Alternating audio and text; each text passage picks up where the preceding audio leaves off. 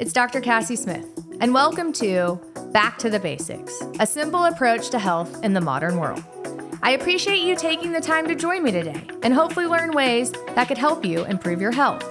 The modern world has left little time to focus on health and wellness. I hope to give you some quick and simple ways to be well and live your best life. Hello, welcome back to this week's episode of Back to the Basics. I am so thrilled to have our guest, Dr. Greg Jones, on today. You guys, I met him in Las Vegas at the peptide conference that I was telling you guys about. He spoke about sleep, and it was really fascinating. He's holistic. He believes like I believe. So if you don't understand, I'm trying to find people like me to put on this show so y'all don't think I'm crazy. But he practices very much like I do, very wellness-based, cellular medicine-based. And so he gave this talk on sleep, and I've been following him on social media. But he also talks about a lot of other things that you guys ask me about and that I care about. So he is the founder and medical director of Enovative Wellness Center in Phoenix, Arizona. He did 20 years in the United States Navy, and then he pursued a career in aerospace engineering before discovering his true passion lied in naturopathic medicine. Dr. Jones is a leading expert in longevity medicine with extensive training in peptide therapy, bioidentical hormone therapy, regenerative medicine. He does orthopedic injections and IV nutritional therapy. Dr. Jones is a member of multiple associations, so the American Association of Naturopathic Medicine, the Anti-Aging Medicine, Arizona Naturopathic Medical Association. He's also a part of the Endocrinology Association of Naturopathic Physicians, which I didn't even know existed, and is board certified diplomate of the American Board of Anti-Aging Health Practitioners. So I'm so excited to have you on the show. So help me welcome Dr. Greg Jones. Hey, thanks for having me. Sorry, I hope that part where I was fidgeting a couple seconds ago doesn't show up on your side of it too, because it's like technical difficulties. I'm like, I can't get the camera. Then I'm logging out. I'm going with this. So good thing is I'm sticking to my day job of being a doctor and not a podcast recording person. But hey, I'm honored to be here, man. It was so cool to meet you at the Peptide Conference. And man, you know what? I think you were one of the first people that came up to me like, oh, that was great. And I was sitting there like, oh my God, I bombed. I'm like looking for the nearest paper bag to put over my head. So it was great. I needed that. I was like, okay, I won't go home now. And so we kept going, but man, I appreciate it. So what are we doing today? What are we talking about? So I was very blown away. So was that the first time you'd given like a big talk like that in front of a bunch of people? I know I saw that you've been on the news and some other things, but was that your first like big conference in front of a bunch of providers? No, that was at least my third with SSRP. I've had a chance to speak at some other little smaller things here. That was one of the biggest ones because the previous times I went to that conference, I wasn't in the main stage, and then they're like, "Oh, you're gonna be on the main stage," and then I was like the first presenter. It's funny because when I tell you that I am terrified of speaking in front of people, like literally terrified, like my knees are shaking backstage, but when I get up there and I'm just like, you know what, I just got to do it. There's no turning back. I can't, I got to do this. Right. And so it was just an honor, man, to get up there. And I think the other pressure is you got people like yourself in the audience, right? You got doctors, you got DOs and MDs and pharmacists, and you got people that know what they're talking about, right? Because if it's just you can kind of get away because obviously someone's not trained in medicine, you can keep it at a certain level. But when you guys in the audience, I'm like, shit, I got to come with the science. I got to come correct. So you that was bring it. Man, you have to. If not, it's just like, hey, get this guy out of here. Don't bring him back. So. Well, you did a great job, and I loved it. So sleep is such an important topic, and I thought you broke it down really well. You explained it well. Whenever I listen to lectures, I also think like, are they explaining this so that everyone can understand it? Are they giving good, valuable points? Are they teaching something? So I thought you did really good. I thought you did great, which is why I told you. And I was like, man, I got to have him on my podcast. And then I started looking through all the stuff that you do, and I'm like, he's like me. Like he does all the things that I do. He talks about like cellular medicine and deep sleep. And I just saw you were doing some stuff with hair restoration and, some peptides with that, which I'm getting into. And then, you told me you just did a podcast about acromantia. Is that what you said? Yes, indeed. Yeah. So see, I'm trying to get into the gut. So there's so many things I want to talk to you about, microdosing, GLP1s. And so, but what I want to start with is I like my guests to kind of know like who you are and that I didn't just pull you off the street and pay you to make stuff up to try to make myself sound good. So tell my guests, like, what is it like a day in the life of, of Dr. Jones? Like, what is it like? Like, what'd you do today? Tell people what you Good. do. Oh man. So I shouldn't tell them about the PayPal I just got from you. But no, like, so no, man, I really am so blessed to be doing what I'm doing. I grew up in Chicago, south side of Chicago. I never thought I was going to be doing medicine. I was always kind of smart, but I was like sneaky smart. I was like, back then it wasn't cool to be smart. You're like, oh, smart, but you don't get called a nerd, right? So you're just kind of like, I was into sports and all that, and I joined the Navy, and they quickly found out I was smart. They're like, we're gonna make you a nuclear engineer, and I'm like, all right, So I just kind of like did that, and I went to nuclear power school in the Navy, and they ended up sending me to college. And so, because I'm a glutton for punishment, I went back to nuclear power school after my degree was in biomedical engineering. But I always thought I wanted to be on the engineering side. So I had a fascination with health and a fascination with biology, but I never thought I was going to be touching people, right? I was just like, that's just not what I want to do. I want to just be more on that creative side. And so what got me down this path is my mother actually died of cancer. She had leukemia, which turned into lymphoma. And I didn't know naturopathic medicine existed. I didn't know there was alternative medicine. But so for me, it was like, I thought my path was going to be, because again, I grew up in Western medicine where it's like you see problem, take drug, problem gets better, right? That's in general. And that's what I thought, so my goal, my mission was like, I'm going to go into pharmacy and make the perfect drugs, and I'm going to save people and do all this. And it's just, I quickly realized, like, at the time I didn't know there was compound pharmacies and there's a lot of great things for pharmacy. But as I started going down that path, I was like, man, I didn't want to be a part of the problem. And I'm not saying that pharmacy is a problem, but I just felt like sometimes it's very easy to put someone on medication. And this is some stuff we do in naturopathic medicine. It's really easy to put you on something. Nobody ever talks about getting you off. It's just like, hey, here's some omega-3s and here's some alpha-lipoic acid. Here's some glutathione. Take this. And we never say how to get off, right? It's just not, we don't know how to back out. We know how to get the car going. We don't know how to stop. We don't know how to park, right? And so, I was going down the path of pharmacy, and I was like, man, I don't know if this is really what I want to do. And I had a friend who, her sister was graduating from the Naturopathic Medical School in Phoenix, Arizona, because again, glutton for punishment. I get out the Navy and go work in aerospace engineering because, I don't like sleep or having fun. I just want to study, right? And so now I go and I go to this graduation for the Naturopathic Medical School, and in the movies they have the light bulb moment, like the orchestra starts playing, and you're like the lights come on. There's like a montage and all that shit, and I was like, this is it. This is what I want to do. This is what I'm gonna do. And like literally the next day, I was calling the school. Man, I was a stalker. I just like they would have events. I would just show up like, hey, it's open house, and I was like, oh, you're doing this? Like I went all in because I wanted to make sure this is the thing that I wanted to do with the rest of my life. And man, I'm so glad I did, because I just, man, it's, many days I just wake up. Number one, it's like, oh my God, I'm a doctor, right? I'm the first doctor in my family. It's like, this is happening. And then making a difference and an impact in people's lives. And man, it's so cool, man. And I just love the life I live, man. I hope that was a good kind of, I'm an old man, Cassie. It's hard. I got like 50 years to talk about here, man. You're trying to actually like break it down in like 5 minutes. I'm trying my best. So that was great how you got to where you are. What do you do all day long? I like people to know, like, I say to people all the time, like, if you have a provider that's not living the lifestyle they're telling you to live, then you probably need a new provider, right? Like, true story. With all due respect, if you've got a 300-pound cardiologist telling you to not, eat certain things and to exercise while they're putting stents in people, I'm like, really? Like, you probably want a different cardiologist, right? So tell people like what you do at your wellness center. Like, what do you do all day? Is it all peptides? Is it you're just injecting people with, stuff to make their hair grow? Like, what do you do all day? Yeah, that's a great question. And I love the fact that it's very varied what we do. But when I give my elevator speech, I say, hey, at the end of the day, like, I'm a naturopathic physician, but I have a longevity wellness clinic, right? It's a longevity clinic. And people are like, oh, I want some anti-aging. And I'm like, well, it ain't what you think it is, right? It's not just take this pill, take this capsule. There's no magic.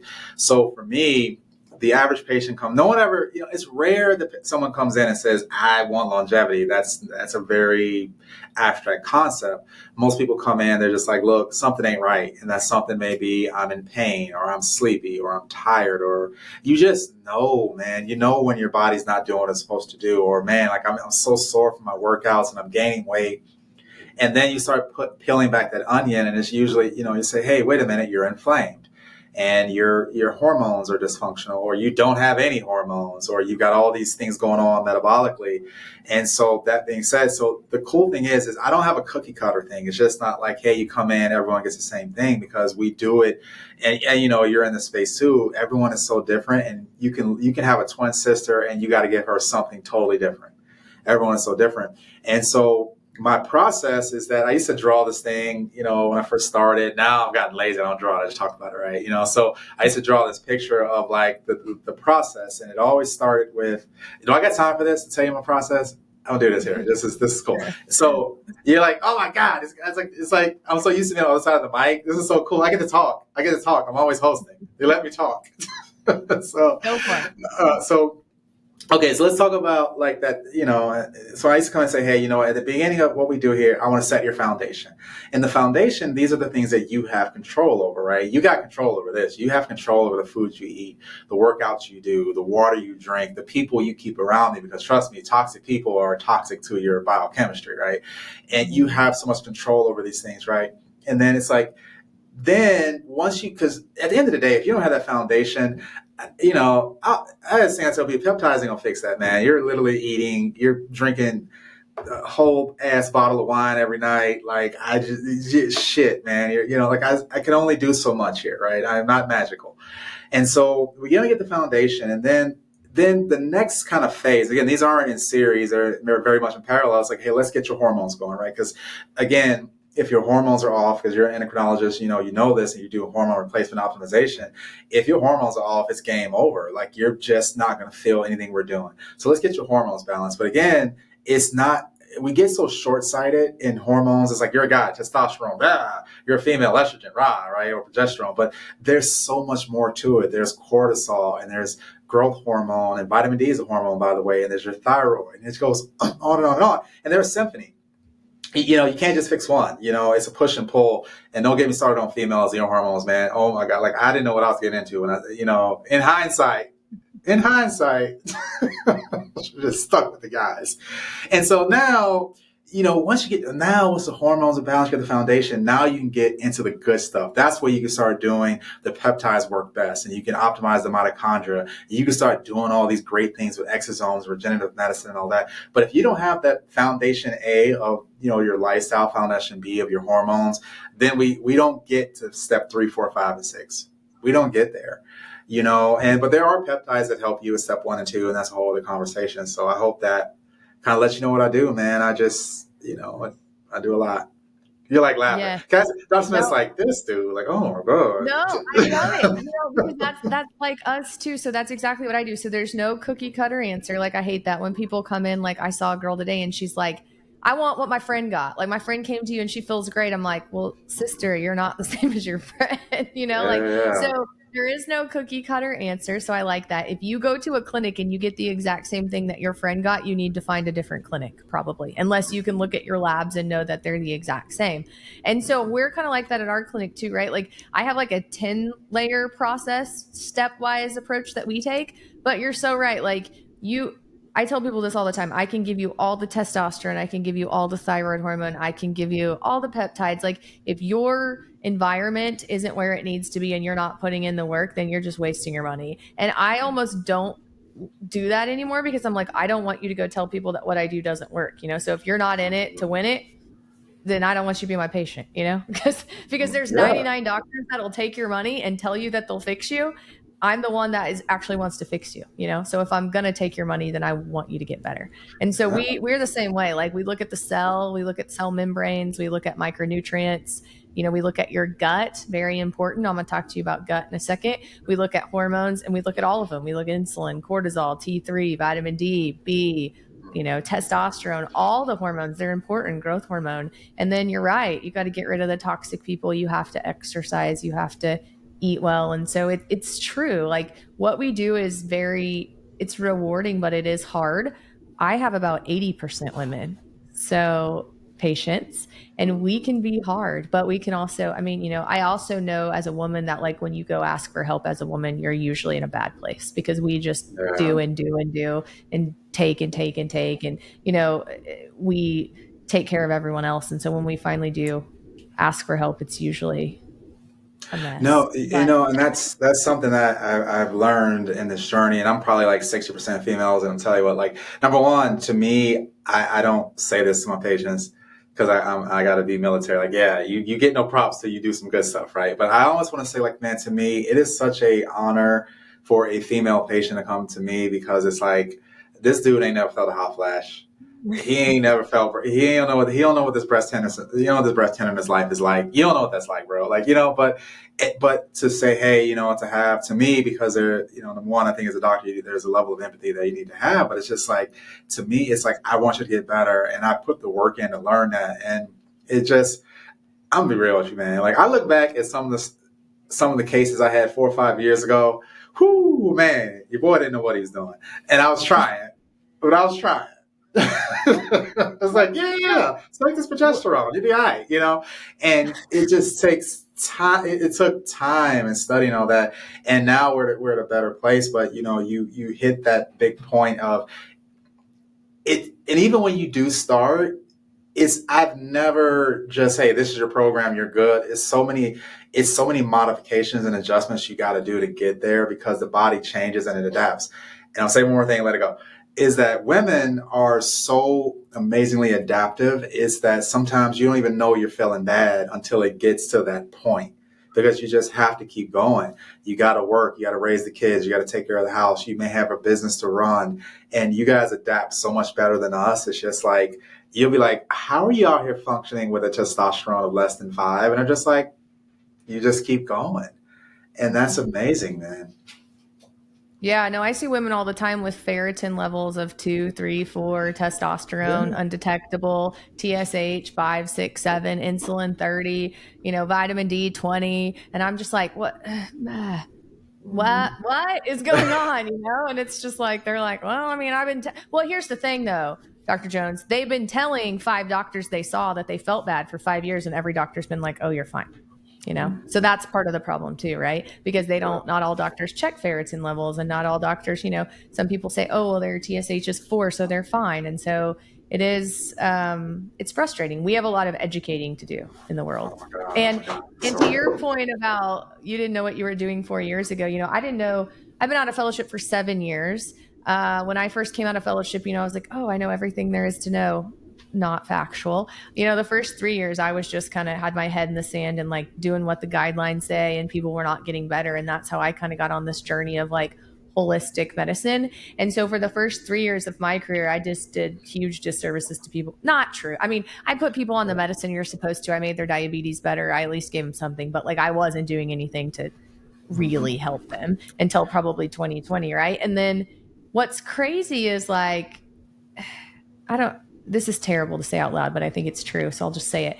A lot of us doctors we're never content, right? So like, it's like I get to a point in my career where like just at the beginning of the year, I was like, man, I feel like I'm almost on top of my what I'm brought here to do, right? Like I feel like I know everything there is to know about hormones. I can fix just about anyone if they'll listen. I'm great with insulin. I'm great with weight. I'm great with thyroid. I was like kind of living the dream in January, February, like, okay, finally, right? It's been 7 years. And then this whole functional medicine, gut, heavy metals, all this other stuff, peptides. Like I was doing some peptides, but like heavy peptide kind of came to me in February, March, April. And now I literally feel like I'm in kindergarten again, right? Like I'm out, like last night I was awake till 11:30 reading about gut health because I'm so into gut health now. And I have all these people I know I can help. And so it's just funny how in medicine, like 6 months ago, Yeah. I was on top of the world, and now I feel like I'm in kindergarten again. I'm like, damn, like there's so many things I could have done for these people, right? And now I have all this stuff that I want to learn. And my husband's like, will you just stop learning things? And I'm like, no, I'm never going to stop Yeah, learning things. you add a little bit, right? And then it integrates into what you're doing. And gut health is a big one right there because again, thankfully in naturopathic medical school, we learn so much about gut health. It's just like, it's just all day gut. Like I spent a lot of time talking about poop. A lot of time talking about poop, right? And it's like, here we go. Here's the poop questions, right? But it's so important because everything literally starts in the gut. It all does. So I commend you for going on that pathway, especially if you're doing hormones, because again, there's such a strong connection between, especially when you get into the metabolism of it and how estrogen is broken down. You start looking at, like, I didn't even really think about beta glucuronidase. And it's like, no one taught me about that. It's like, this is important to know, right? And how constipation affects estrogen. And it's just like, it all literally wraps together. It's really cool. Yeah. And to your point, so like I'm a traditional medicine doctor, right? We learned nothing in med school about poop, nutrition, anything, like nothing about the gut, literally nothing. And so it's really hard for me too, because, I try to get on these calls and try to learn things with people. And I was on a call, on Friday with this naturopathic doctor from Canada talking about a GI stool study with one of my patients. And she's like throwing around, like, oh, well, basically, she's talking about like back to the basics, this bug and that bug. And I'm like, sister, I didn't have any of these basics. You're going to have to like bring it down to like back to that. 3-year-old. Yeah. I was like, back it up. But so how does that work in naturopathic school? So they teach you a lot about gut. You get a lot of like gut, like, is there classes on it? What do we need to get medical schools, traditional medical schools to do this? Yeah, so I'll kind of break down the process a little bit of naturopathic medical schools. I don't think a lot of people know, like the first 2 years are very similar to it's all basic sciences, right? So our first 2 years, like you're learning, you're doing physiology and biochemistry and, you're doing, all the stuff, anatomy, you're doing all these great, all these things here, and they sprinkle a few classes here and there, but they're really preparing you for step one boards, right? Which is very just basic sciences, right? So you're doing questions on, like I said, anatomy, physiology, I think I said, you're doing, why am I drawing a blank? Not an immunology, God, my friends would kill me right now. You're learning about all the viruses and bacteria and all that. So, we're taking those courses there. Microbiology, right? So, right, yeah, fire this man, right, immediately, right? And so you're learning all these things, and then you take your boards. But I think the difference comes in the last 2 years. The last 2 years are a beast, man, because we have to learn all the naturopathic modalities, so acupuncture, botanical medicine, and homeopathy, and then now you're diving into more of the specific courses. So you're doing endocrinology and you're doing cardiology, and then you got to do your rotations at the same time. You got to learn pharmacology. So it's almost like you're doing 2 med schools at once. And so that was rough, man. That was hard. And it's just like, because you're trying to bring it all together. But I like the pathway. You learn the science, you learn this is how it's treated, this is how it's done traditionally, and this is how you treat it naturopathically, right? And so it's for essentially, like, it's not like the gut class, right? It's like, hey, here's botanical medicine. Here's all the herbs that can help with the gut. Here's acupuncture. Here's all the acupuncture points that can help with the gut. Here's nutrition. Here are some clinical nutrition if you're dealing with constipation, diarrhea. So, then you go like, hey, let's talk about, in all these courses, there's certain supplements you're learning and all that. So I like that it's all broken down systematically. And so that's the cool part. So it gives you the options of like how you treat and address things, right? So I thought that was I've always been really impressed with that part of it. So you can kind of look at it, because again, there are certain things out there, man. Like, look, you got Giardia. You drank some bad water in Tulum. I know you came to me, but while you're talking, I'm writing this script for Alinea. It's like, yellow poop. Oh, watery. Oh, yeah. Herbs. Yeah, I need you to take this CVS. Because again, but also on the back side of that, I'm also going to give you some probiotic recommendations to help rebuild your gut as we wipe it out with this medication. And I think that's the side of it that I really appreciate what we're doing. Yeah.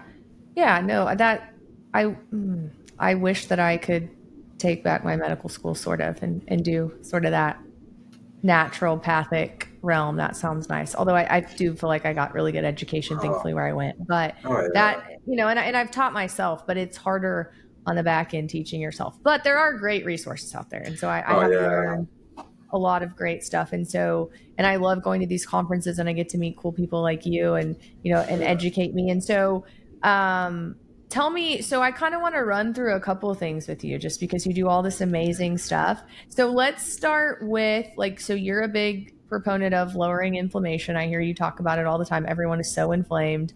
What is one of your go-tos as far as like lowering inflammation? Are you talking to somebody initially about their diet, about exercise? Are you trying to give people peptides? Does it depend? Like, how does that conversation look with you? Yeah, so inflammation is to me, one of the most dangerous threats to health in the world right now, because inflammation is implicated in everything.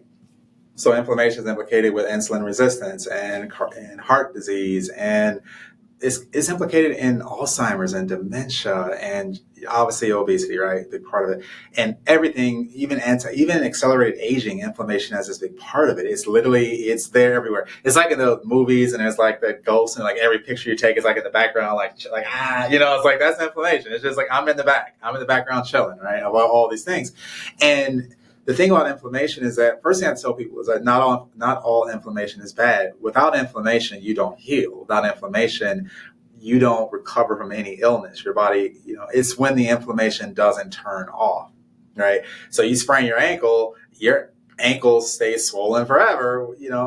No, it should not, right? It should heal. You need that for the healing process to start. For those healing growth factors come in, they're all driven by inflammation. But think of it like this: like, say you have a house. The house on fire is that's the acute inflammation. Like I got sick. I sprained my ankle really bad, something inflammatory your body needs to heal. But when that initial inflammatory process is supposed to turn off and now it doesn't, you get this chronic low-grade inflammation. So many names for it: chronic inflammation, low-grade inflammation, metabolic inflammation, inflammation. A lot of names for it. At the end of the day, it's inflammation that doesn't turn off. That low-grade inflammation leads to a host of health problems. And it's the health problems you can't figure out. It's like, why can't I lose weight? Or why is my digestion is horrible? I got this brain fog. I got this lingering pain. I feel swollen. There's all these little cues that come in. Fatigue. Why am I so tired? And then you run their labs and you're like, wait a minute, look at this. You got some little markers here that are concerning. Like you have this CRP or C-reactive protein, which is an acute phase reactant. CRP is funny because it can come high, but it could be, you don't know why it's high. All the inflammatory things cause it. But it's just low under the radar. That's why we run a high sensitivity or cardiac CRP. And then you're like, wait a minute, your sedimentation rate's really high. That's a big marker right there. Look at that high ferritin. Look at your white blood cells. You see all these different markers. Now, how do you fix it? Let me ask you. You're like, answer the question, Dr. Jones. How do you fix it, right? And again, most of the people I'm going to say start with your diet. And they're like, what about my diet? I'm like, well, I call the Sinister Six, right? And that's going to be alcohol. I better get this right. What if I count seven? Okay, so alcohol, sugar, processed food, gluten, dairy. Oh, snap. Did I miss one? Did I say alcohol? Let's start over. You better edit this. Alcohol, gluten, dairy, sugar, processed food, fried food. There you go. You got it. 2 times the charm.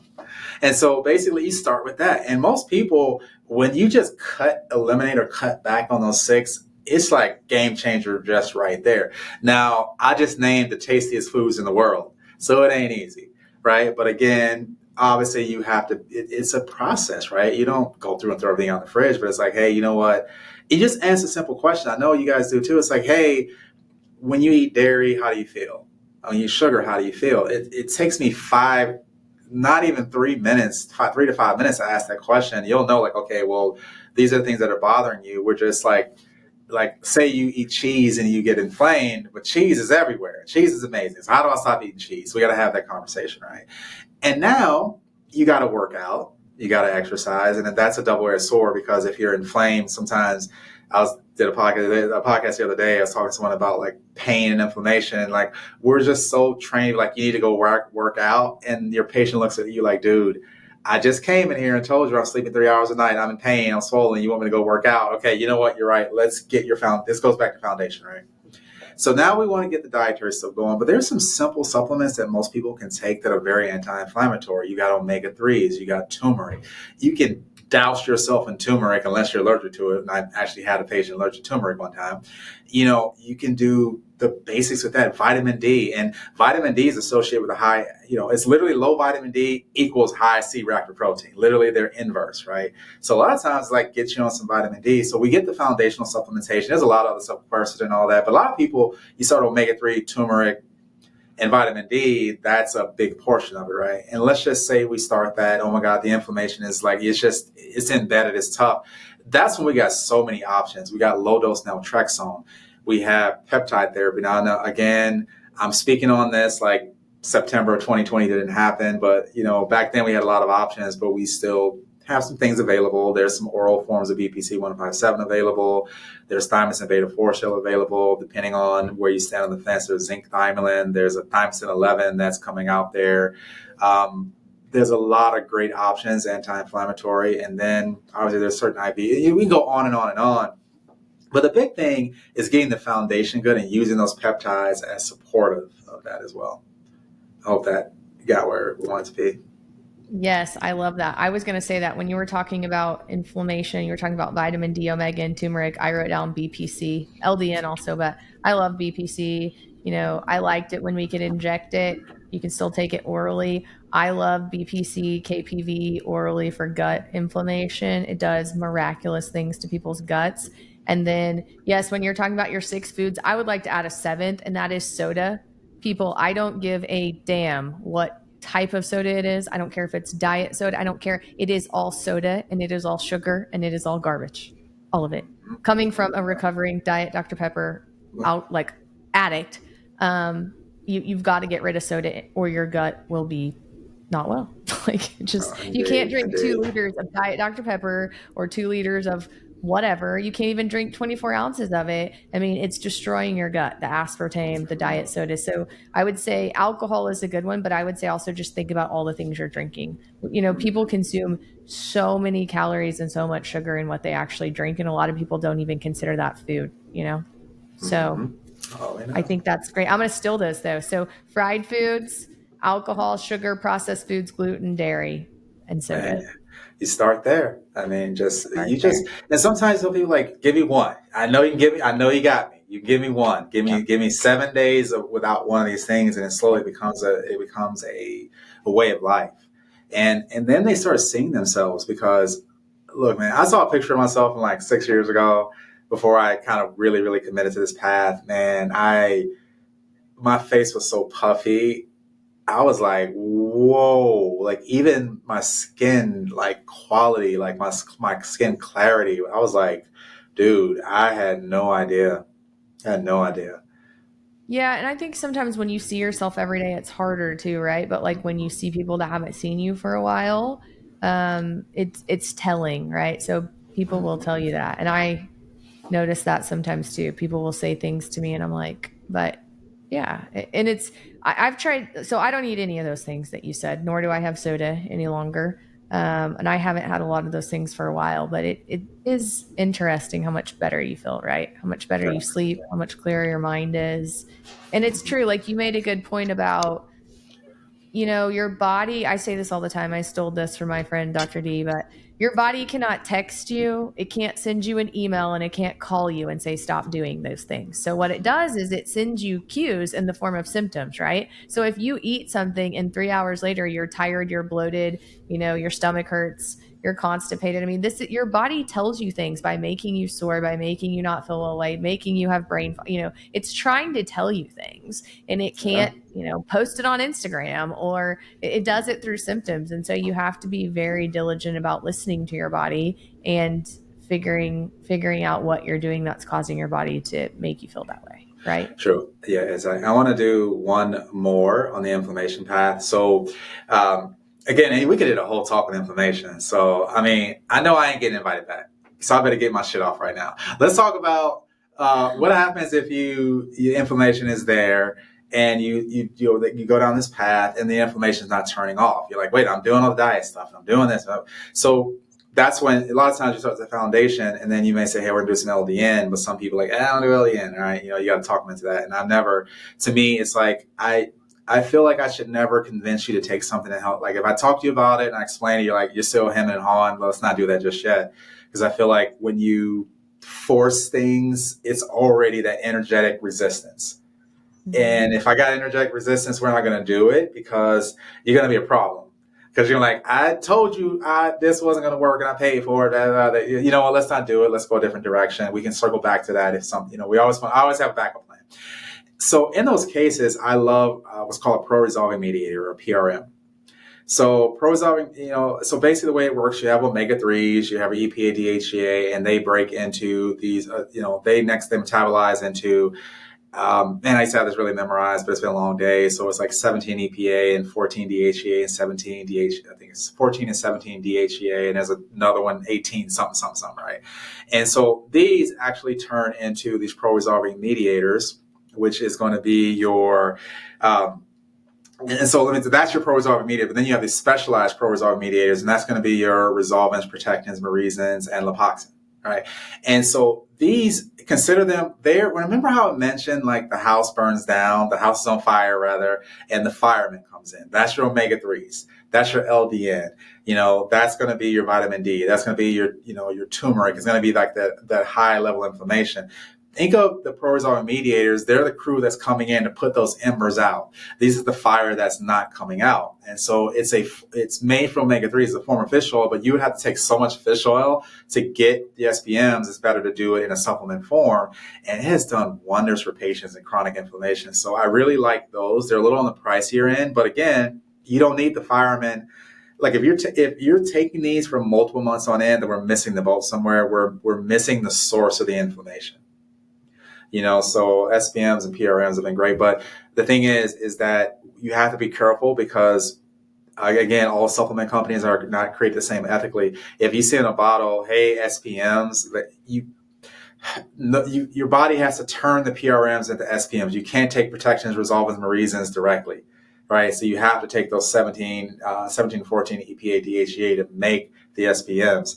And so that one, that's one to kind of keep in your mind too. Again, I just wanted to talk about that and tell you about it because again, Dr. Smith ain't inviting me back, y'all. So I better let it out.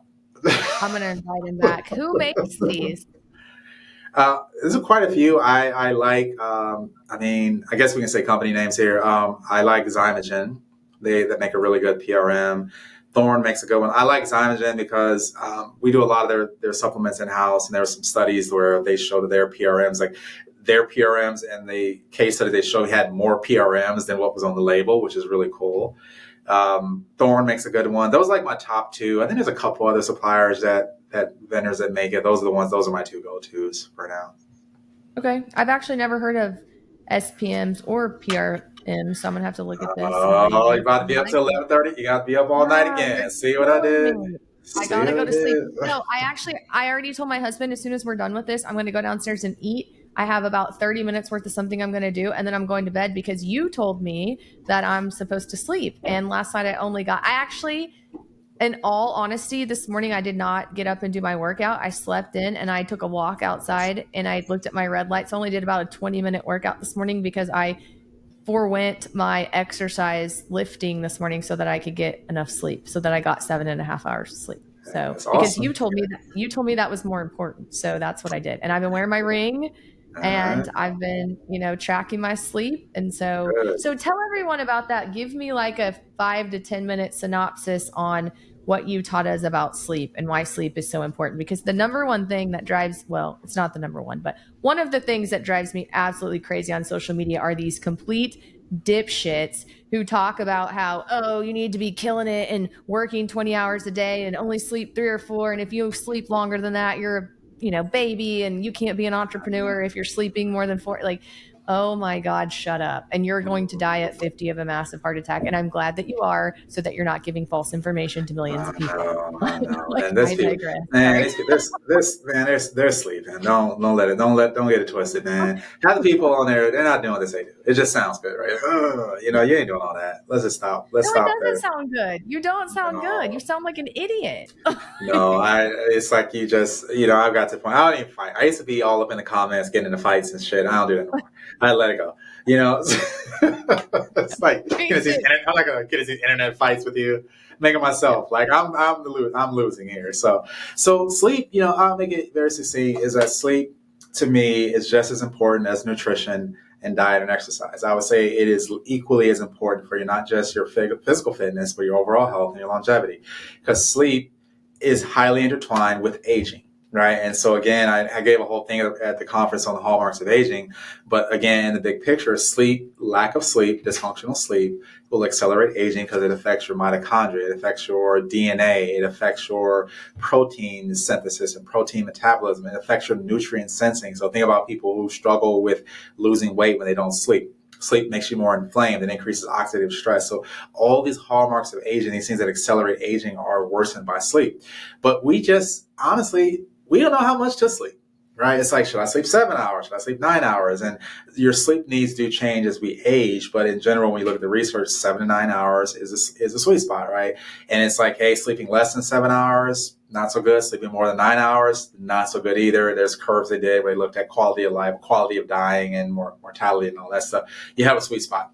But it's not just how much sleep, it's what type of sleep. And your sleep has an architecture, right? Just like there's an architecture to the building you're in, there's an architecture to your sleep. You want to get an appropriate or an optimal amount of light sleep, deep sleep, REM sleep, and they go in these cycles, right? And so again, deep sleep's our gold standard, right? You want the deep sleep. That's the one that everyone's like, you know, we rave about deep sleep because that's when you're making hormones and your body's repairing and you're flushing out toxins and all that. But you still need that NREM sleep or non-rapid eye movement sleep because that's when your brain is working. That's when you're consolidating memories. That's when you're actually getting the vivid dreams and all these great things that, for the cognition portions, you need them all, right? But it just changes in the early part of the night. You're getting the deep sleep late. As we get closer to waking up, you get that non-REM sleep, right? And so it goes in these cycles, right? And so the issue is that, we think about sleep, but it's like, well, why is this important? And it goes across, and this is equally across, like it's very diverse, right? It's going to help you with your hormones and then your inflammation and your cognitive function and flushing toxins from the brain and all that. But what happens when your sleep is disrupted? And that's the problem, right? Because once your sleep's off, it's how do you get it back? And this is where we talk about circadian rhythm and making sure that you're going to bed when you're supposed to, when it gets dark, and you're waking up when the light comes up. But we disrupt our circadian rhythm so badly compared to our parents and grandparents and great-grandparents because we got these. You got this blue light generator that if we all do it, as much as I know, it's so hard not to lay down in the bed and be like... showing his phone, by the way. He's showing his phone for the people listening and not watching. Yeah, because again, the way this kind of works, and again, I know I said I'm trying to keep it under 5 minutes, is because you think about it from a primitive sense, is that when you wake up, you get sun in your eyes, your body sees the sun, hey, it's time to get the day going. And from a physiological standpoint, is like, hey, I'm awake, I'm getting my day started. You're supposed to get tired in 12 to 16 hours because your body's supposed to sleep. But this light on this phone can mimic some of those wavelengths of daylight. So now it's 9 o'clock at night. I turn my phone on, I look at it, your brain's like, oh shit, it's time to wake up. It's like, it must be morning again. And now your circadian rhythm is thrown back off. And I know people talk about the blue light blocking glasses. Just turn the damn phone on. First of all, you look crazy in your bed with the damn glasses on. Let's start with that. And second of all, it's just like, just turn the phone off. It's okay. Just set the thing up, put it on chart, put it in a different room, right? And so, but it's hard to do, right? And now your circadian rhythm's off, and then there's a whole process of resetting it. And sunlight's great for that, daylight. There's supplements that can help you with that. Melatonin's great for that. There's peptides that are great for that. But at the end of the day, and this is what I have to tell people, I'm gonna shut up after this, promise, is that you cannot... Okay, let's say your sleep's better, right? And it's like, hey, I got this. You have a bad night of sleep. You know what that means? You're human. Because guess what? You worked on your sleep. You have that one bad night, and then I loved it. They come to the office, like, how'd you sleep? It's better. I'm like, yeah, it's okay, man. And I'm like, damn, what's going on? It's like, how many hours you getting? It's like, well, I'm getting 7. Well, like, you started at 5. It's like, yeah, a couple nights a week. I'm still struggling. I'm like, dude, like, that's okay. There are going to be nights where your sleep's off, but it's about getting better. And I lied. I had one more thing. You know what also affects people sleeping? Is when you think about sleep. When you're sitting here like, when you're getting, it's like an anxiety, like, I don't know. I have so much trouble falling asleep, so much trouble staying asleep. And then your mind is racing. And guess what you're doing? You're literally activating your excitatory pathways in the brain. And now you can't get GABA to call you down because you're sitting here worried about sleep and now you can't sleep. So I tell people, don't even think about it. Just go to bed. Just chill. Think of something positive, right? Okay, I'm done.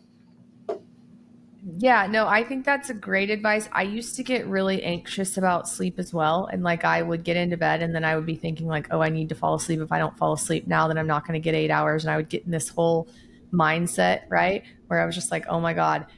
So now what I do when I get in bed, I think this is a great tip and it's like a combination of a lot of people, but what I do when I get in bed and I lay down is I, no matter what, find 2 to 3 things that went well that day and I'm grateful for. I think that's good. Gratitude is a good practice, even on really bad days. You know, when you have really, really bad days, when you feel like you didn't show up well, or, you know, somebody you love died, or your patients were mad, whatever, you can always find positive things in a day. And if you do that, it helps train your mind to always look for the positive instead of the negative. And so I try to do that every night. I try to think of 2 or 3 things that actually went well and I note those things. And then I try to just do really deep breathing. And I try to also like make sure that I fill everything from my toes all the way up to my head while I'm taking deep breaths. And I usually don't even make it to my head and I'm done. Like my latency is, 6 to 10 minutes. The one thing I get on my app all the time is like, your sleep latency is too quick. Like you must be too tired, I don't know, but I sleep well.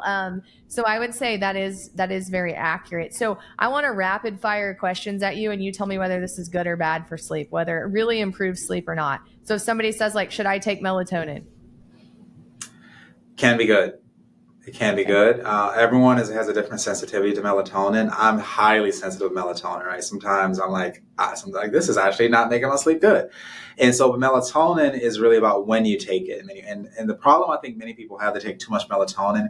Your physiological dose of melatonin is like literally 0.5 to 2 milligrams. But I think a lot of people think more is better with melatonin. It's kind of not. So lower doses of melatonin are better. And when you take it, so obviously taking it before bed is good. But let's just say you're one of those people who like fall asleep a little too early, you wake up too early, take your melatonin earlier. Melatonin is good, but not for everyone. And last but not least, I do recommend I highly recommend 2 to 3 milligrams of sustained release melatonin because that's the physiological dose. And because melatonin is great for putting you out, but then you metabolize it. Oh my God, you're up. Taking a slow release kind of keeps it going through the night. So I would put, I would give that if we're going red, yellow, green, I'll give that a yellowish green. I would agree. What about magnesium? I'm giving it a green, but the right type of magnesium. I think there's so many forms of magnesium. I'm big on bisglycinate and dimalate for forms of magnesium, good for sleep. The citrate, yeah, you probably gotta wake up to shit, to be honest with you. But I mean, you can try it. You can do it. There's oxide. You might as well just throw your money down the drain taking mag oxide. So it's about the type of magnesium you take. It's super important. I give that a green with a 10 of yellow. Yeah. So for our listeners too, our Modern Endocrine Magnesium Deluxe has all the good stuff he just said and none of the bad stuff. So it won't make you poop and you're not throwing your money down the drain. So yes, I love magnesium. I agree with you on melatonin. I don't think it's for everyone. What other supplements do you feel like are good for sleep? Do you have a couple that you recommend? I'm a naturopathic doctor. I got like 20. I keep it simple. I keep it easy. I love L-theanine. L-theanine helps the brain calm down. It upregulates GABA. So GABA is the primary inhibitory neurotransmitter in the brain. So it calms the brain. So I love L-theanine for calming. And such, especially people who their mind races at night. If someone's like, man, I'm replaying the day, I can't think about the next day, I'm going to hit you with some L-theanine because I know it's going to help the mind calm down. And L-theanine works really well with GABA. You can actually take GABA as a direct supplement, but I just feel like you got to be careful with that because too much GABA can make you a little bit drowsy. But L-theanine and GABA are a good combo. I love ashwagandha. Ashwagandha is big, personal experience with patients too. Ashwagandha is just very calming. It's an adaptogenic herb, so it's very good for calming stress and anxiety. But ashwagandha also upregulates GABA. Let's see, you got your magnesium. You talk about magnesium. You got me there. You got the melatonin there. Works for people. It really depends on what the person has going on, because if they're just like that high, like they can't calm down, sometimes I'll do lavender. I'll say take a chamomile lavender tea. That's really, really good. I should do a lot of kava, but kava, sometimes Kava starts really, really good, but then it kind of wears off. You have to do more of it. So I'm just kind of on the fence about that.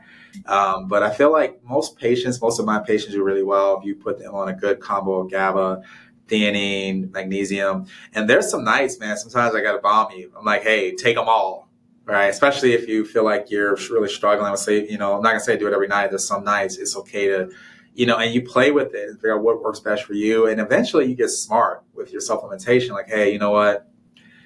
I stayed up too late, I ate too late, I'm going to do this, or like, man, I'm really stressed out, I'm going to do this, or this is just a general night, I'm going to do a couple times magnesium. So in many ways, the brain, as you know, the neurochemistry of the brain is so complex. Like you literally can take something one night and knock you out cold the next night. It's like that to do a damn thing, so you kind of have to listen to your cues mentally and where you are. What about ozone? Do you feel like ozone? For sleep?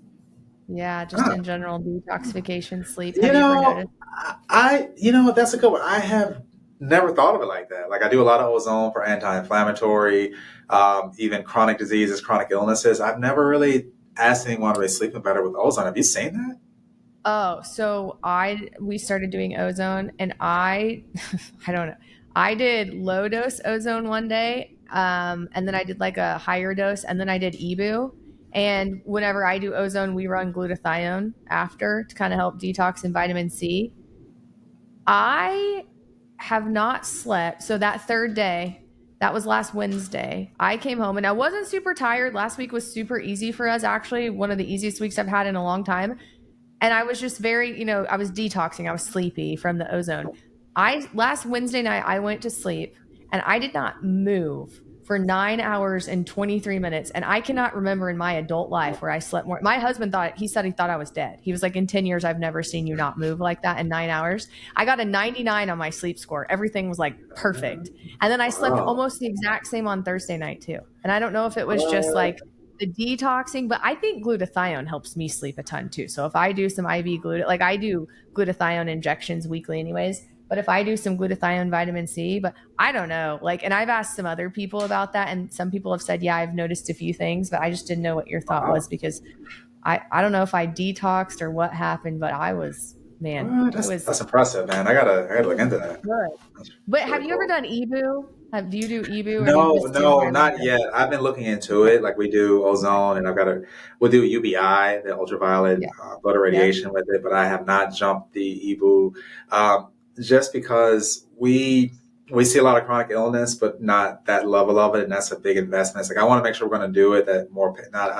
It's a big investment for like the 5-6 patients I know would be indicated. I'd rather refer you out before I make that jump, but it's on my radar.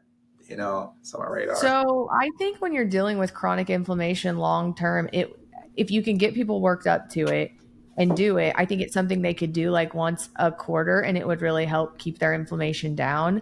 And then people that want to stay just healthy and well.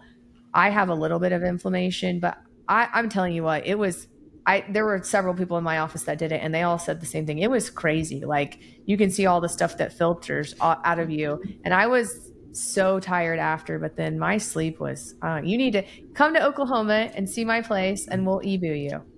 Yeah, man, look, I'm there. First of all, y'all got good barbecue there. And I will,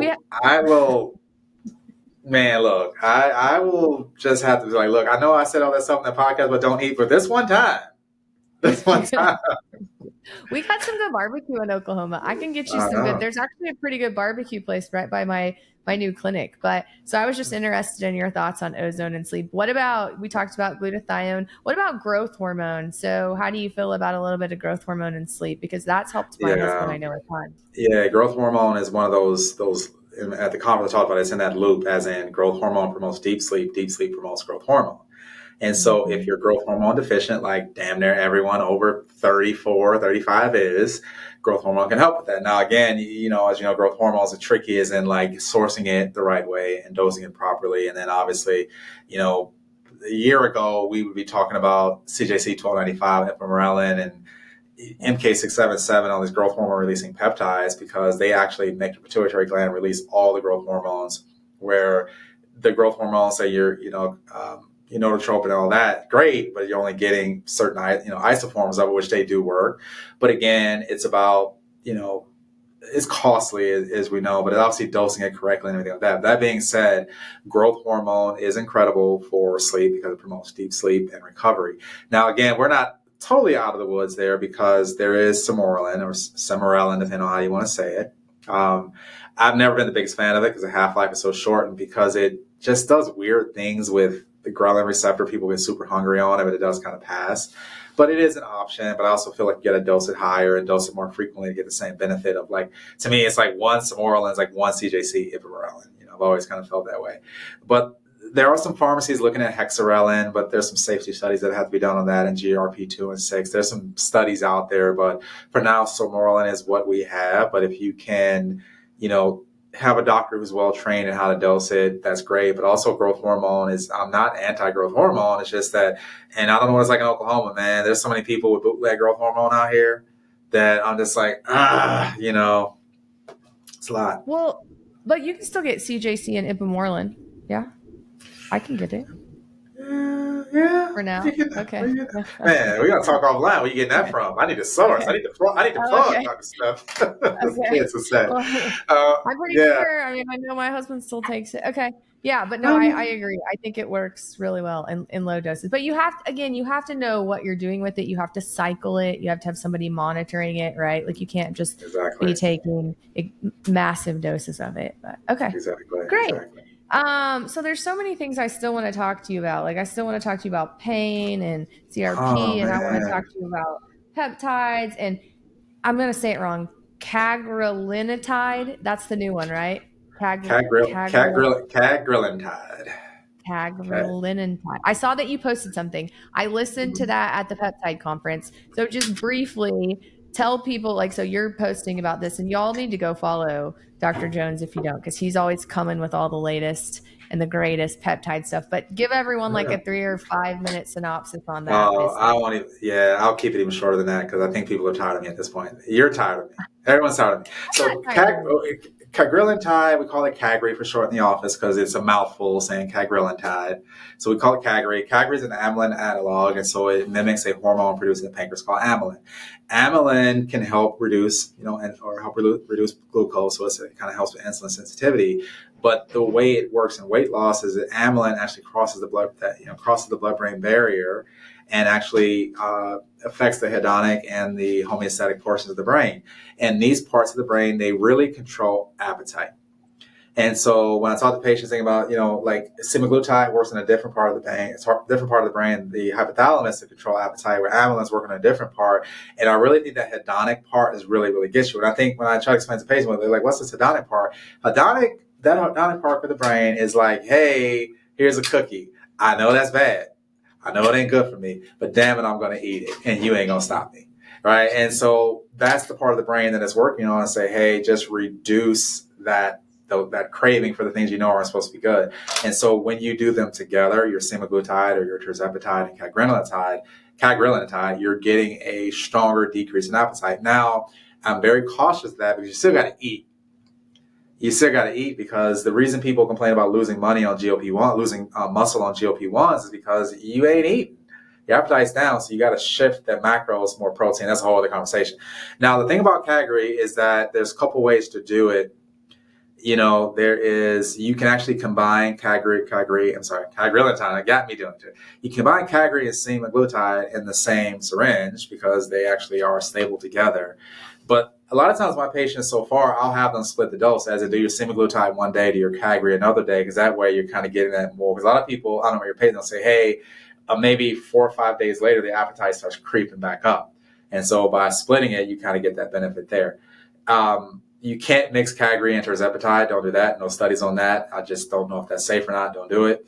Now, the other thing about Cagri is that when you look at some of the case studies and the clinical studies, the most common side effect is nausea. And so you have to be that's why I'm a little nervous, cautious, if you will, about doing them the same day. But that being said, I will not give you Cagri if you drink. I won't do it. Nope. If you are like, I drink a few times a week, I don't want you drinking at all. Because the side effect profile of it is with alcohol, it can be pretty bad nausea, and even vomiting.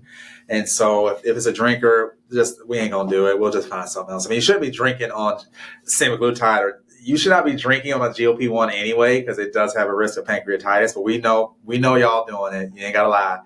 But it's this one. It's just like, don't do it, because I don't need you getting all the side effects, because that's just not what we want to do. Hope that answers the question. So Cagri also helps with the same. So it's kind of in the same part of your brain where it's stopping the want or desire to eat and overeat. It's just affecting a different part. Yeah, exactly. And then also, that does, you got it right, that overeating and also those cravings for things that aren't good for you. It kind of puts the brake on that. When people bust with semaglutide, a lot of people do. It's like, yeah, I'm eating less, but I'm still eating the bad stuff. Where this kind of helps you, like, yeah, you know what? Let me not even go there, and maybe I need to focus on maybe some berries or some fruit or something like that. So I do like that. But it is the same part of the brain. It's just different part of the brain. Different part of the brain. So semaglutide is more hypothalamus, and then the Cagri is more on those hedonic and homeostatic portions of the brain. So different parts of the brain. Okay, so that's why. So maybe it's the people that have that willpower issue of like, I know I shouldn't eat that cookie. I'm not even really hungry, but I'm going to eat the cookie. It's going to help those people. I am actually doing a podcast in 2 weeks on Cagri. So I'm going to give you all the dirt, give you all the tea on the Cagri. So, but is it your podcast? Mm-hmm. I have a guest. I have Dr. Wilstenhauser coming in. He spoke on it at the conference. We're going to dive into it a little bit more. Just one-on-one, no suits, no ties, just talk about Cagri. So I'm really excited about that. So look out for that, because we're really going to dive into it, and it's going to be really educational. So I want to give you the big picture, but we're really going to dive into that one. So, what is the name of your podcast? It is the Dr. Greg Jones Optimization Academy. I should have just named it like one word, but it's Dr. Jones Optimization Academy. I should have just called it podcast. But man, you can find it on all the channels.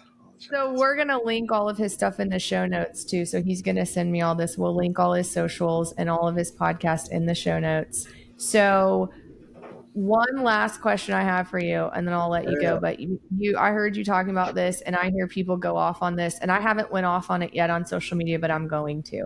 So talk to me about microdosing with GLP1s. So GLP1s, I feel like, get a bad rap because a lot of people don't know what the hell they're doing with them. And so they just give them to people, tell them to titrate till they throw up. They lose a lot of muscle mass, have a lot of bad side effects, and then, gain all their weight back. But I really, truly believe that you can microdose with GLP1s, even in people who maybe aren't obese. Some people could use them for inflammatory benefits, for helping to build muscle. I mean, there's lots of reasons you can do microdosing with GLP1s, as long as you're educating someone about protein, making sure they're getting their protein, monitoring their muscle mass, things like that. Have I lost my mind, or how do you feel about that? No, it's relatively new, publicly on microdosing GLP-1s, because again, we were all taught standard of care once a week. And then we started saying, hey, you can do it twice a week, especially if they felt their appetite was kind of crashing halfway through, or if they're like, yeah, the dose is too high, the higher doses, they're getting more side effects, so you cut it in half. There's a lot of newer, more anecdotal, because it's not in the published studies on doing the microdosing, doing a daily small dose. But when you think about how it's working, it makes sense for some people. Maybe not everyone, but for some people, right? Some people just ain't injecting themselves on a daily basis. They're just not about that needle life like that, right? And so, but when you think about that, getting more constant with the appetite control, the inflammatory control, when you think about that, and honestly, there's a lot of studies that I've been reading on GLP-1s and actually with addiction. And there's some studies out there about the POMC and the inflammation around that portion of the brain, which is the nucleus in the brain. And when that's elevated, you get more cravings towards addictive behaviors and all that. So I like that concept that we have a lot of patients in my office doing it, not at this time, but it's an option we have, because some people, it's just going to work better. And I had a podcast with Dr. Suzanne Farid a few weeks back, and she was mentioning that, hey, she's seen improvements in memory. And you think about it, neuroinflammation can affect cognitive function. And if I'm reducing neuroinflammation, you are going to think clearer. You are going to have more focus and concentration. So there's benefits to it. So no, I don't think you're crazy. I just think that it's not well known. And because obviously if you're going off of, because again, I get into, I'll call it many arguments, like, oh, are they peer review studies? I'm like, no, they're not. So don't do it if that's how you feel. But clinically, it makes sense because would you rather me say take a smaller dose daily or say, let me give you 55 units of semaglutide and see what happens? So I mean, I'm going to lean towards microdosing and then going too high. Yeah, 2 points to that. Number one, are there any peer-reviewed studies? No, but I would say you and I, like people like us, we do this all day long. I take care of a lot of really sick people all day long. I can tell you what works and what doesn't. So there's that. Yeah. Number two, Yeah. microdosing, even if you're not about that needle life every day, I've even microdosed in some people where it's still weekly or twice a week. They don't even have to do it every day. Really lean people or people that just have other issues, maybe some, PCOS, and they're having a lot of inflammation and we can't figure out what's going on, and they fixed their diet and they've done, everything that they can do, doing like, zero point 0.5 milligrams of tirzepatide or like 0.05 milligrams of semaglutide twice a week or even once a week. Like I've even done some of that, and it's shocking what you can see with that. So just anyways, a lot of ways to do it. Yeah. But again, but some people, yeah. I know you get that, but again, it's like, you know what, I'm not, and again, I didn't mean to say that like I'm poo-pooing on research, but again, research is the reality is research is money driven. This is why you're not going to see a million studies on turmeric because ain't nobody making money on turmeric like that. So it's like, unless it's like a university or you have a vested interest, no one's going to do that study like that, so it's unfortunate, but there's a ton, but just, I always keep that in mind too. And I also tell my patients, it doesn't matter because you're an N of one. So everyone is an N of one, right? And if you're really doing individualized cellular, medicine, it doesn't matter because even if you have a twin, your twin is not going to react the same way that you are, right? All your proteins are going to react differently based on your environment, so I really encourage people to find a provider that will listen to them, make sure they listen to themselves. And then just remember, you're your own N of one. That's how I feel about it. And so as long as you have somebody who's educated and helping you, try to get better and there's not side effects involved, right? Bad things happening, then that's just how I look at it. But I'm different. So, okay. Appreciate So that. I have loved having you on the podcast. I end the podcast with 3 questions. So 3 quick questions. I ask everyone these questions. And so there are no right or wrong answers. I just want to know, everyone wants to know, if you have to pick one food that's the most beneficial, what is that food and why? Oh man, I like that one right there. I see that. I get one. Only one. One food. It's gonna sound crazy. I'm gonna go with blueberries. Okay. You're not the only person that said that. Okay. Yeah, polyphenols, antioxidant, anti-inflammatory. I ain't gonna eat all blueberries my whole life, but I can't go wrong. That's perfect. Give us one easy health tip that anyone could do that's free. Strength train, lift weights. Okay. You lift weights. Strength training activates these proteins called myokines. Myokines are anti-inflammatory, anti-aging. You just gotta resist. You just gotta lift the weight. Oh my God! Prevent sarcopenia. But lifting weights is the most inexpensive treatment you got. Yep, love myokines. And then if there's one thing, tell me one thing you wish you would have known 10 years ago about your health that you would have done differently. I would have stopped drinking sooner. Especially, and I'm not saying this is a cultural thing with the Navy. Like, it's just alcohol is very, it's part of everything. It's just like, hey, you pull into port, go somewhere, you have drinking buddies and all that stuff. But alcohol just wreaks havoc on the body on so many levels. And I just didn't know. And it's okay, and where I go with this is I didn't have moderation. Like, I was just like, bam, you're getting it in. And now 10 years from now, like, yeah, you know what, I probably should have cut back on that because now I'm kind of recovering. Not like I had, exactly like the damage it does, to your gut and to brain function, all that. And now we find ourselves catching up, but I think in a ways our body makes us slow down because you get older, you don't produce the alcohol dehydrogenase that you used to produce, and you produce more, acetaldehyde. So basically drinking makes you feel worse. In English, drinking makes you feel like shit as you get older. And that being said, it's like, man, I wish I would have stopped sooner or cut back way, way sooner because I feel like my health did a 180 once I cut back on that tremendously. I would completely agree.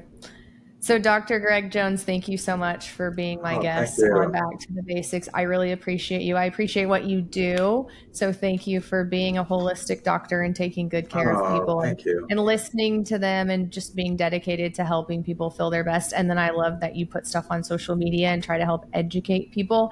And I really appreciate your time. Thank you so much. Appreciate it. I know I ain't coming back. I know I ain't coming back. I would love to So have you you know back. what? So I just would felt love like to I have had you to. back. It's just like you invite me. It's like go to a house party and people taking leftovers, and it's like, why is that man taking so much chicken? Because I know I ain't coming back. Listen, guys, I'm going to have Dr. Jones back. We're going to make him come back probably sometime later this year or next year. Well, because he has a wealth of things to talk about. Or maybe, you know what? You and I will just do a podcast next year in Vegas when we go to the Seeds Peptide. Yeah, you and I will get together. We can do one live. Man, you bring that camera. We doing it. That's all I can tell We'll you. do it. Okay. He loves my camera, guys. So thank you so much for your time. Thank you for listening to us. I'm going to link all his stuff in the show notes. And then if you enjoyed this or learned anything, do me a favor and share it. Make sure you share it with somebody. I know there's someone that you know that would benefit from all the conversation we had. Tons of people struggle with sleep, and I think he gave us some great information. So make sure that you share, subscribe, and follow Dr. Greg Jones on Facebook, social media, Instagram, all the places, and check out his podcast as well. Have a good day. The information presented, including any materials discussed, referenced, or linked within this podcast, are for general educational purposes only, not the practice of medicine. No doctor-patient relationship is formed from you listening to this podcast or utilizing any of the information provided. I am a doctor, but I am not talking to you as your doctor. The information provided is not intended to diagnose or treat health problems or take the place of the professional medical care provided by your doctor. If you are experiencing any health problems, including problems you believe have been touched upon in any respect within this podcast, you should consult your doctor about the problems without delay. You may ask your doctor whether he or she believes the information I have provided would be helpful to you, but you should still consult your doctor immediately and follow his or her medical advice as your treating physician. I'm just here to provide you basic knowledge about the issues we discuss so you are more aware of them and can better discuss them with your doctor. That's why we call it Back to the Basics. Join me on the next episode as we continue our journey.